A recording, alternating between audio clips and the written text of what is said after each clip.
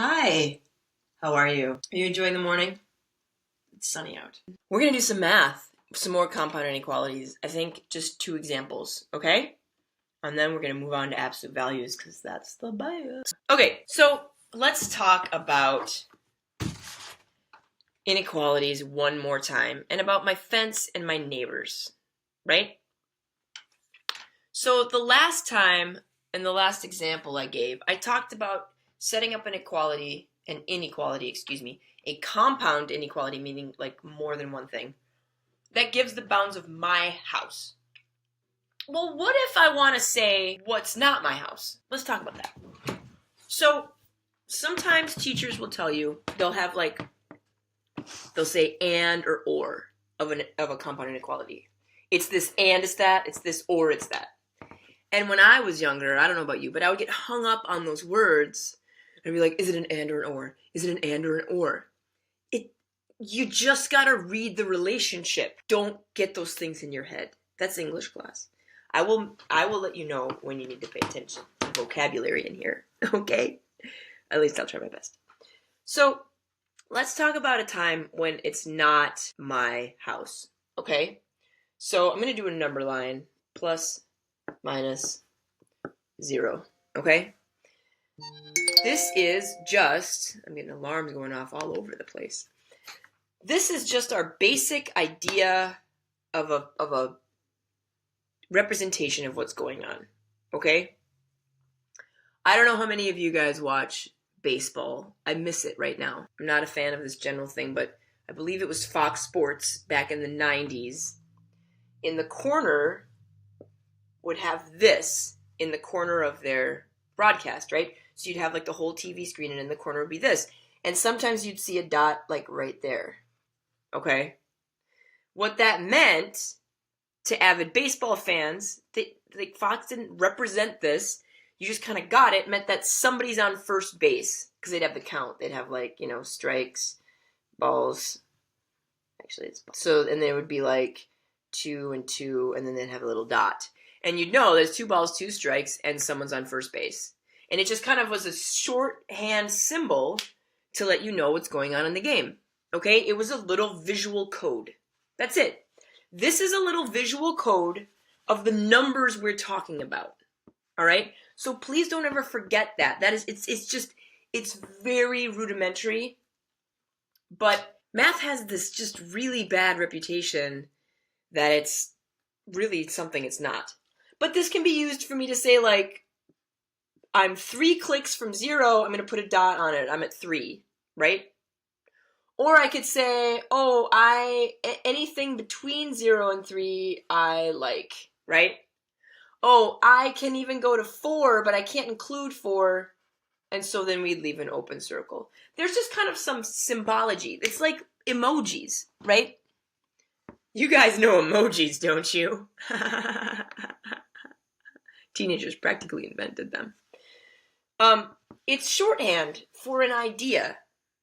So you know these things. You don't give a thumbs up to something you don't like. People don't understand sarcasm through a text, usually. So you guys understand symbols, okay? And that's just what we're doing. So we've got our number line. We talked about my house and being bounded the first time, right? Well, let's say we gotta make sure 0 is super clear. So here's obviously -2, 2 clicks in the negative direction, and +3, 3 clicks in the positive direction, okay? And I am going to say something, and this comes into play. Well, I have this like go-to example, and it just escaped my brain for a second. So we're just going to make a picture, and then we're going to come up with the equations, and then we're going to solve, so we know what we're talking about. What if I said, okay, I don't want to include 3, but I want everything bigger than that. Also, though, I am going to include -2, and I want everything smaller than that. Okay? It doesn't matter if it gets really, really big or really, really small. It just can't be there. It can't be here. So what inequalities would we say? Well, we could say x, this is my favorite variable, if x is representing this, what would we say? What we want is all things less than -2, right? Because less than is essentially that direction. Less than. We can just write that with the negatives. And greater than. So as we move back and forth, right? Well, so we have this relationship. X and -2 are somehow related. They're not equal only. But if we look at the dot, we know they can be equal. So you see what I'm saying? This is less than or equal to -2. So less than, the arrow points to the smaller number, so that means this is going to be less than or equal to -2. Okay? That's this relationship.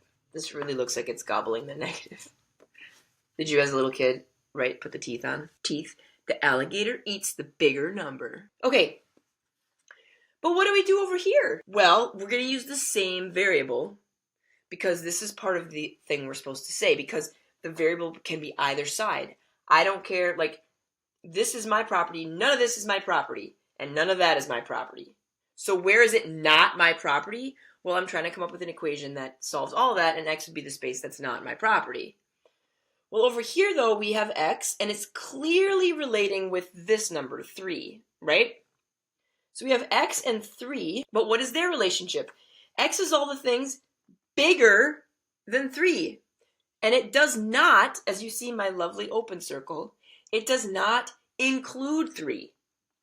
So this is x is greater than 3. So what this is sometimes called is an OR. And the reason is this, and we talked about this in the last video, and honestly, you gotta see the previous video to really, on introduction to compound inequalities, and then you should watch the one before that about introduction to inequalities, just to really understand what we're hashing out, because for me to do all that again, this is going to be a 20-minute video, and I don't want to take all your time. I talked about how we usually write things from smaller to larger. Well, if we put this together, right, because it's compound, if we put x in the middle and had both of these relationships, we would have x, right? That makes sense.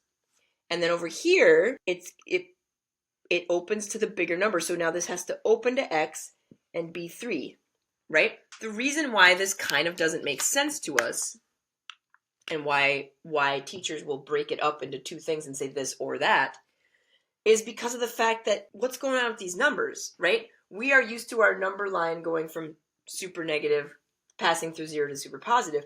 Right now we have our negative number reading on the wrong side, right? That's like putting words backwards. It's like the math version of your first introduction to Shakespeare. It doesn't seem to make sense at first, but instead it's the most eloquent, beautiful thing on the planet. You just didn't know it at first. Same with this. This has analysis, but like when we first look at it, it's just like, what are you talking about? Okay, so this is what's going on. Let's give an example of an OR with variables. Let's just say we'll be blue now. I'm going to have to roll this up. It's so pretty out this morning. So it would be probably separated, okay? I don't know, 2x minus 4 is greater than or equal to 6, or 9x is less than or equal to 18. Let's do that. Oh, I'm way off. Oh, I got mad glare. Mad glare. But, so students complain about this because they're like, I have to solve 2 things? Yes, you have to solve 2 things for one idea. Okay? So we solve it, right? Balance line here. We'll do that one later. You can't necessarily solve an OR at the same time. You can if it's put together and flopped, and then you just do like we did in the last example. But then you have to be really cognizant of what's happening between these things. And then you have to separate them. Sort of like how we did. That one's over there and that one's over there. Okay, so add 4, 2x, 10. This symbol stays the same. Divide 2. X, symbol stays the same. 5. X is greater than or equal to 5. We can't really number line this up, until we do this. And here we just divide by 9. X is less than or equal to 2. So if we get this on our number line, gosh, the glare's bad, sorry. I'm going to tip it away. Calgon, take me away. This is not perfect, my sketches, nor are they meant to be. And I'm not Prince Hamlet, nor am I meant to be. But we do know 5 is really important. So 1, 2, 3, 4, 5 is really important. Closed circle at 5, greater than. We know that 2 is important. 1, 2. Closed circle. Less than. So this is the gap. This is actually the gap we're looking for. They are the droids we're looking for. Take a lovely peek. The thing is that we have to understand in ands or ors. Ands are the piece in between, and ors are the opposites. But again, please don't get hung up on the phrase and or. It's really just about the numbers. This once again, they're getting a little long, but it's the only, I can't make them shorter because you got to understand what's going on, and then we got to do an example, and then it takes a while. Hope you got your coffee. Excuse me. Hope you have a lovely day, and I'll see you when I see you.